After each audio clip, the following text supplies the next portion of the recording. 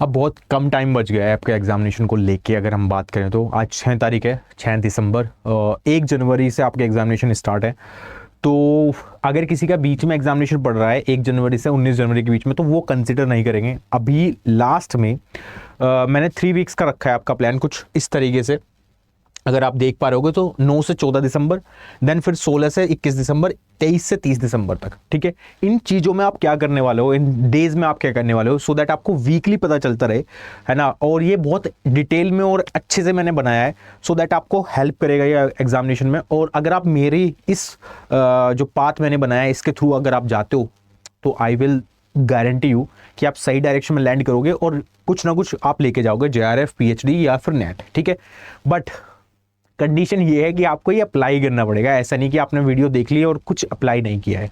ठीक है, इसको आप थोड़ा अपने अकॉर्डिंग भी चेंज कर सकते हो। अगर आप कैपेबल हो कि हाँ मेरे को सर ये वाली चीज़ पता है, तो मैं इसको स्किप कर देता हूँ, ये वाली चीज़ को बढ़ा लेता हूँ। ठीक है, आइए स्टार्ट करते हैं। एक बार मैं आपको दिखा देता हूँ प्लान क्या है ना, जिससे आपको आइडिया मिल जाए प्रॉपर। देखो, हमें पहुंचना है 200 प्लस। मैं 220 प्लस रख रहा हूं बिकॉज अगर आप देखोगे तो कॉमर्स की कट ऑफ लगभग इतनी गई है 220, और साइकोलॉजी की कट ऑफ 200 JRF की बता रहा हूं 214 के आसपास थी। तो ऑलमोस्ट 70% से ज़्यादा कट ऑफ जा रही है आपके एग्जामिनेशन में। 300 नंबर का पेपर है, 70% हो गया आपका 200। ठीक है, 7 से 21 210 हो गया। तो 220 प्लस अगर आपको जाना है, JRF तक पहुंचना है, बिकॉज ये टारगेट रखोगे तो आपके सब्जेक्ट में अगर कम भी गई है तो आप आराम से लैंड कर जाओगे JRF पे। ठीक है, अब पहली बात ध्यान से सुनना, हो क्या रहा है यहाँ पे।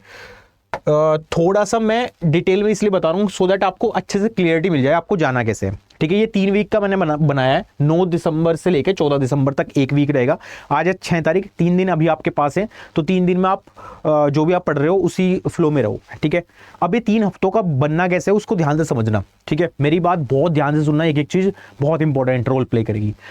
9 दिसंबर से लेकर 14 दिसंबर तक ये 1 हफ्ता हो गया पूरा का पूरा, है ना। अगर इस हफ्ते को आप देख रहे हो, मैंने इसमें 15 तारीख इंक्लूड नहीं की है। अगर आप ध्यान से देखो तो फिर 16 तारीख से इंक्लूड किया है।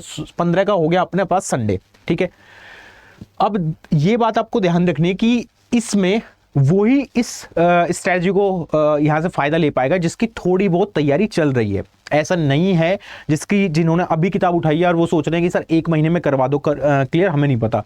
ऐसा पॉसिबल नहीं होता है। जो थोड़ा एक्स्ट्रा ऑर्डिनरी होते हैं वो निकाल लेते हैं 1 महीने में, बट नॉर्मली तो जो एवरेज स्टूडेंट्स हैं वो पहले से ही पढ़ते हैं तभी निकलता है एग्जामिनेशन। ठीक है, अभी क्योंकि आपका एग्जामिनेशन भी बहुत वेरिएबल के थ्रू जा रहा है, मतलब इन द सेंस कि आपको बहुत इजी नहीं आ रहा, बहुत साइन वेव में ग्राफ चलता है आपके एग्जाम का जो लेवल है, और वो थोड़ा थोड़ा डिफिकल्ट लेवल पर जा रहा है बिकॉज नंबर ऑफ एप्लीकेंट हर साल बढ़ रहे हैं।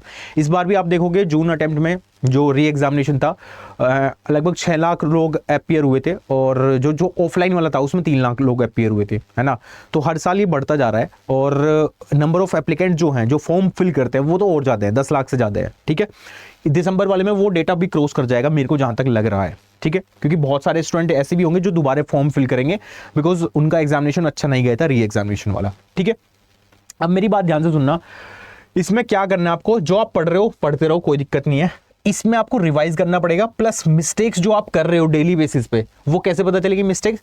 आपने कोई मॉक टेस्ट दिया, आपको पता चल गया यार पेपर 1 में मैं बार बार क्या क्वेश्चन गलत कर रहा हूँ, DI के क्वेश्चन में 1 सही कर दे रहा हूँ, बाकी 4 गलत कर दे रहा हूँ, या बाकी 4 हो ही नहीं पा रहे मेरे से, है ना। तो वो मिस्टेक्स आपको यहाँ रेक्टिफाई करनी पड़ेगी। P1 और P2 मतलब पेपर 1 और पेपर 2 दोनों में। ठीक है, जो भी आप मॉक टेस्ट दे रहे हो उससे आपको मिस्टेक पता चलती रहेगी। साथ में आपको अंदर से भी पता है यार मेरा ना मैथ्स में ये वाला टॉपिक तो होता ही नहीं है, मतलब वो पता है ऑलरेडी, और उसके क्वेश्चन आएंगे ये भी आपको पता है। CISI का मैं बताऊं एग्जांपल, आपको पता है वहां से क्वेश्चन आएंगे, तो डेफिनेटली उसको तैयार करना पड़ेगा, उसके अलावा कोई ऑप्शन नहीं है। ठीक है, साथ में यूट्यूब से जितनी आप हेल्प ले सकते हो उतना आप काम करो। UGC नेट के चैनल से जितनी क्लासेस चल रही है, जितनी मैराथन चल रही है, वो वहां से हेल्प लेने स्टार्ट करो, वो मिस्टेक वहां से आप रेक्टिफाई करते रहो।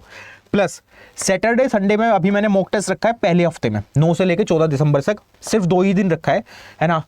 इनमें आपको सैटरडे संडे में अगर आप कैपेबल हो तो 2 मॉक दे देना सैटरडे को, 2 मॉक संडे को दे देना, 4 मॉक आपके हो जाएंगे कंप्लीट। ये पेपर 1 पेपर 2 कंबाइंड कह रहा हूं मैं, अलग अलग आप देना चाहते हो तो बीच में दे दो, कोई दिक्कत नहीं है ना, क्योंकि 50 ही क्वेश्चन आ रहे हैं पेपर 1 में, तो आप दे सकते हो, ज़्यादा टाइम भी नहीं लगेगा आपको। ठीक है, आराम से 1 घंटा का टाइम लगा के क्योंकि मैंने बताया था मॉक टेस्ट जरूरी है, तो वो आप बीच में करो और उसको रिवाइज करते रहो यहाँ पे, ठीक है, पेपर 1 पेपर 2 को। ये काम आप कर सकते हो अभी पहले हफ्ते में, ठीक है। दूसरे हफ्ते में जैसे आप स्विच करोगे तो ये सैटरडे संडे तो रहेगा ही, साथ में वीकडेज में भी आपको मॉक टेस्ट देने पड़ेंगे, बिकॉज मॉक टेस्ट के बिना काम नहीं चलने वाला। या तो आप फुल लेंथ मॉक टेस्ट दो, जो कि वो जरूरी है, तो आपको 3 घंटे बैठने की आदत हो। बहुत सारे स्टूडेंट को आदत ही नहीं होती, वो होच पोच होने लगते हैं, उठ जाते हैं बार बार मन करता है ऐसा, तो ये नहीं काम करना है बस, ठीक है। मॉक टेस्ट देने हैं, प्लस वाईटी क्लासेस जितनी भी हो रही है, यूट्यूब पर मैराथन्स हो रही हैं, ये सब हो रहा है, उनसे हेल्प लेनी है। जैसे अभी कल सैटरडे है, कल भी एक मैराथन है, आपका संडे को जो आईसीटी की है वो मैं ले रहा हूँ, है ना, वो आप वहाँ से क्लासेस को कवर करो, वो कवर होती जाएंगी, ठीक है। Plus mock test paper 1 paper 2 ये चलता रहेगा, ठीक है। इस वाले सेकंड जो वीक रहेगा, इसमें मॉक टेस्ट बीच में भी आएंगे, ठीक है। आपको अगर मन ज्यादा नहीं कर रहा है तो एक पेपर 1 का दे दो बीच में, है ना, जैसे आपने मंडे को दिया सपोज करो, और उसका एनालिसिस उसी दिन होगा, ऐसा नहीं उसका एनालिसिस अगले दिन हो रहा है, नहीं, कोई मतलब नहीं है उसका, ठीक है। तो वो काम करना है आपको यहाँ पे, ठीक है। ऐसे ही आप पेपर 2 का दे सकते हो इंडिविजुअली, या पेपर 1 पेपर 2 कंबाइन करके ले सकते हो, ठीक है। मैं ये मान के चल रहा हूँ यहाँ तक आपका सिलेबस खत्म हो जाना चाहिए। अगर आप अभी भी सिलेबस को ही कवर कर रहे हो तो थोड़ा सा आप पीछे हो, हल्का सा, ठीक है। जल्दी से उसको खत्म करो तेज स्पीड के साथ, वो सिलेबस खत्म होते ही यहाँ पे स्विच करो ये वाली स्ट्रेटजी पे। लास्ट जो वीक है आपका 23 तारीख से लेकर 30 दिसंबर तक, है ना, 31 दिसंबर भी आपका इसमें है, बट मैंने उसको हटा दिया एक दिन को, 1 तारीख को आपका एग्जामिनेशन स्टार्ट है, तो वो मैं पढ़ाई की मैं काउंट नहीं कर रहा हूँ, ठीक है, लास्ट वाला दिन। इसमें आप एनालिसिस का मॉक टेस्ट प्लस जो चल रहा है ना डेली बेसिस पे, प्लस इसमें एक ये इंपॉर्टेंट चीजें मैंने रख दी है, री एग्जाम P1 और P2, है ना।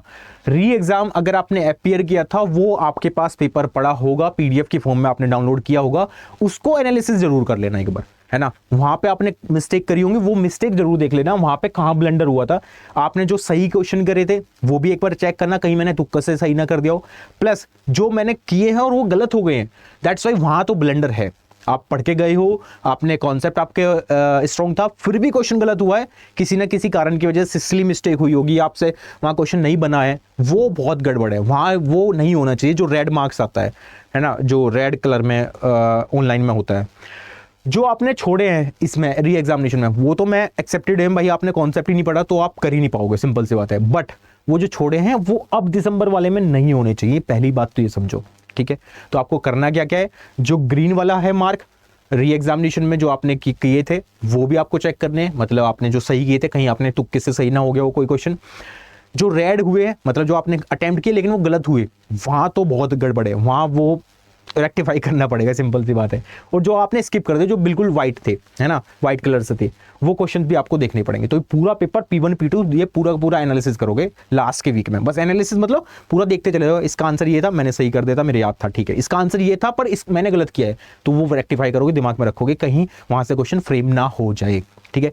ये 3 हफ्तों की स्ट्रेटजी अगर आप अप्लाई करते हो, इस तरीके से फ्लो करते हो, जो मैंने ये बनाया है पाथ, इस पाथ पे अगर आप फॉलो करते हो तो definitely you will get guaranteed कुछ ना कुछ आप ले जाओगे। बट मैं दोबारा से रिपीट करना चाहता हूँ, ये स्ट्रेटजी ऐसा नहीं है कि आप कल उठे हो और आपने अप्लाई करी और नंबर आ जाएंगे। ये उनके लिए जो पढ़ते आ रहे हैं अभी तक, जो बिल्कुल नहीं पढ़े हैं उनके लिए भी बता देता हूँ मैं, जिन्होंने अभी नोटिफिकेशन देखा और फॉर्म भर दिया है, वो एज ए ट्रायल सोच रहे हैं कि सर ट्रायल है हमारा, तो ये वाला तो अगले वाला देंगे हम, तो जून वाला। तो अभी आप क्या कर सकते हो, देखो YouTube क्लासेस जितनी भी हो रही है वहां से फायदा उठा लो दबा के, है ना। मैं बता रहा हूँ, जैसे मैं ICT की क्लास ले रहा हूँ, 5 नंबर पक्के हैं, 5 क्वेश्चन आएंगे, 10 नंबर पक्के हैं, तो वो ICT एक क्लास से आपको क्वेश्चन फंस जाएंगे वहां से, ये मैं बता रहा हूँ आपको। वो एग्जाम वाले क्वेश्चन हो गए, तो वो YT से आप हेल्प लो। DI के जो मैं सेशंस कर रहा हूँ या फिर मैराथन्स मैंने की है, वहां से आप फायदा उठा लो, है ना। 3 यूनिट है, 4 यूनिट ले रहा हूँ एक तरह से, तो आराम से आपका कवर हो जाएगा, बहुत तकड़े नंबर वहां से फ्रेम हो जाएंगे, ठीक है। 4 यूनिट मतलब 80 नंबर, 40 नंबर हो गया आपके, ठीक है। तो वो वहां से YouTube से हेल्प लो, जिन्होंने एप्लीकेशन पे नहीं पढ़ा है, जो बिल्कुल YouTube से अभी उठे हैं बस नोटिफिकेशन के बाद, वो वहां से फायदा उठाएंगे। प्लस देखो मैंने तीनों हफ्ते में इसमें और इसमें मैंने एक चीज कॉमन रखी है, वो है मॉक टेस्ट। इसका इंपॉर्टेंस बता देता हूं पहले आपको थोड़ा सा। मॉक टेस्ट इतने इंपॉर्टेंट है, जिन्होंने भी अभी री एग्जामिनेशन में JRF क्वालिफाई किया था, उन्होंने पेपर 1 के करीबन 40 प्लस मॉक टेस्ट वो देके गए हैं। इससे कम देके जाओगे तो कोई सेंस नहीं बचेगा, बिकॉज मॉक टेस्ट के बिना आप नहीं यूज कर पाओगे वो चीजें जो आप करना चाहते हो वहां, क्योंकि एग्जाइटी फील होगी एग्जाम में, थोड़ा डर भी लगेगा, होच पोच होगी चीजें, गलत करके भी आओगे आप क्वेश्चन, बिकॉज जल्दबाजी में गलत चीजें होती हैं, टाइम भी चलता रहता है, वो प्रेशर अलग है टाइम का। पीयर प्रेशर, जो लोग आसपास हैं उनका प्रेशर अलग है ना। तो वो जो प्रेशर इकट्ठा होता है एक साथ एग्जामिनेशन में, वो थोड़ा सा दिक्कत देता है। जब आप घर पे प्रैक्टिस करते हो तो इतना प्रेशर नहीं होता, टू बी फ्रैंक। बट वो घर पे प्रैक्टिस माहौल आप ऐसा जमाओ कि 3 घंटे 180 मिनट आपको कोई डिस्टर्ब नहीं कर रहा हो, जैसे एग्जामिनेशन में होता है। ऐसा ना हो कि आप उठ के जा रहे हो, चाय वाय पी के आ रहे हो, फिर मॉक टेस्ट दे रहे हो, ये सब नहीं करना है, ठीक है। तो ये स्ट्रेटजी अगर आप फॉलो करते हो 3 हफ्ते के लिए मैंने बनाई है, तो definitely you will get success. आप बहुत अच्छा स्कोर कर लोगे, ये मेरा मानना है। और यही इन्फॉर्मेशन मेरे को आपको देनी थी। आई होप इस वीडियो से आपको काफ़ी हेल्प मिल जाएगी। तो thank you so much, bye bye, take care. और अगर वीडियो अच्छी लगी तो लाइक कर देना, चैनल को सब्सक्राइब करके जरूर जाना, और वीडियो को शेयर भी कर देना। Thank you so much, bye bye, take care, have a nice day.